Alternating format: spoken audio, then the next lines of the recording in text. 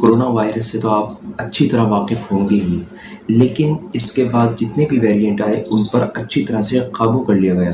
लेकिन एक वेरिएंट जो जानवरों में फैलता जा रहा है और उन स्टेट्स में जहां जानवर अच्छी तरह से पाले जाते हैं उन स्टेट में इसने अपना कब्जा जमा लिया है, वो है लंपी वायरस। प्रदेश में लंपी वायरस संक्रमण का प्रकोप लगातार जारी है। लंपी वायरस को लेकर फैला हुआ है। Skin disease affects cattle and buffalo.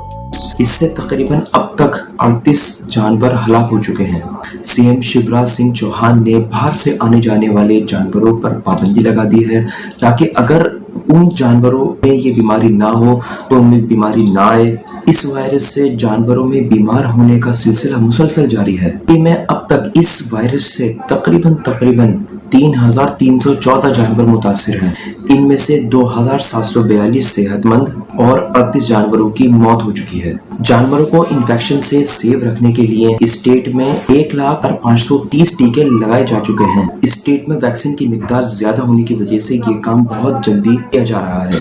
Bhind, Morena और शिवपुरा में लंपी वायरस के केस सामने आने के बाद वहां प्रिकॉशन अरेंजमेंट्स बढ़ा दिए गए हैं। सीएम शिवराज सिंह चौहान ने इस वायरस से निपटने के लिए स्टेट लेवल पर बड़े बड़े ऑफिसर्स की एक मीटिंग बुलाई। मीटिंग में सीएम ने यही बात कही कि लंपी वायरस की सिचुएशन पर बारीक से बारीक नजर रखी जाए। इस बीमारी को रोकने के लिए ऑफिसर्स अपने लेवल पर जहां तक वो हो सके एक्शन ले और किसी तरह इस बीमारी को फैलने ना दें। कानून व्यवस्था बनाए रखें।